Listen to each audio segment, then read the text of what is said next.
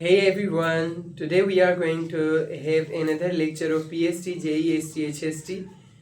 This is our lecture number 32. Welcome to lecture number 32 of PST, JEE, ST, HST and 5 to 15 grade job preparation. In this lecture, we will be discussing class 6, chapter number 8. In chapter number 8, we will learn energy and the forms of energy. तवानाई और उसकी अक़साम, उसके forms, उसकी शक्लें. ये वाला chapter हम पहले भी discuss करके आए हैं और इसके जो रह रहे हैं पॉइंट्स वो हम आज डिस्कस करेंगे और इस लेक्चर में ये चैप्टर हमारा एंड होगा.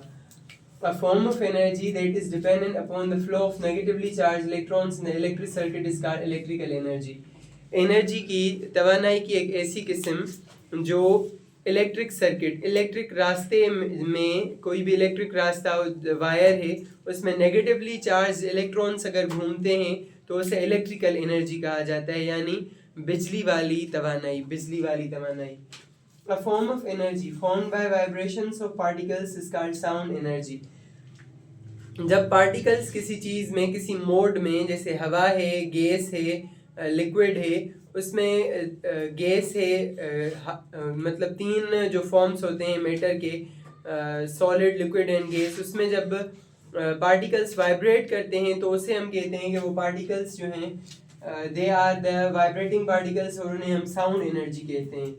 जब किसी मोड में वाइब्रेशन हो रही होती है तो उसे साउंड एनर्जी कहते हैं. A form of energy that is received from heat is called thermal energy.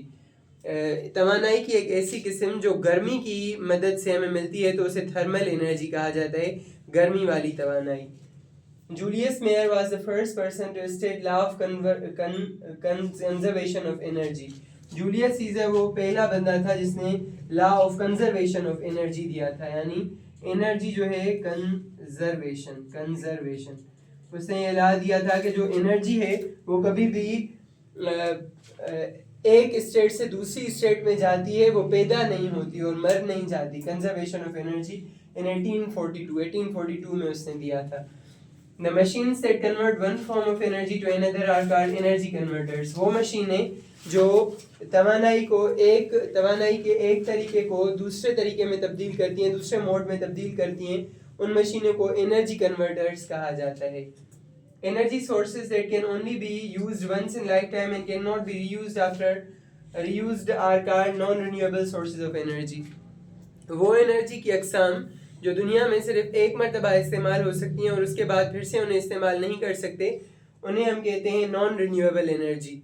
मिसाल के तौर पर पेट्रोल था, एक बार इस्तेमाल हुआ, वो फिर से इस्तेमाल नहीं हो सकता, वो नॉन रिन्यूएबल है, उसे रिन्यू नहीं किया जा सकता. Fossil fuels are examples of non renewable sources of energy. जो भी फॉसिल फ्यूल्स हैं जो मिट्टी से, ज़मीन से, पहाड़ों से निकलते हैं, वो non renewable forms of energy हैं और वो जो हैं हम फिर से इस्तेमाल नहीं कर सकते. Water, solar and wind are renewable sources of energy. Water, पानी, सोलर एनर्जी और हवा रिन्यूएबल सोर्सेज हैं एनर्जी के, इन्हें हम फिर से भी इस्तेमाल कर सकते हैं. पानी को इस्तेमाल किया फिर से वो वापस माहौल में आ जाएगा. सोलर एनर्जी इस्तेमाल करते ही रहते हैं, वो फिर से इस्तेमाल होती रहती है. तो यहाँ पर हमारा चैप्टर नंबर 8 एंड होता है. Please like, comment, share and subscribe and stay connected with us for more such content. Thank you.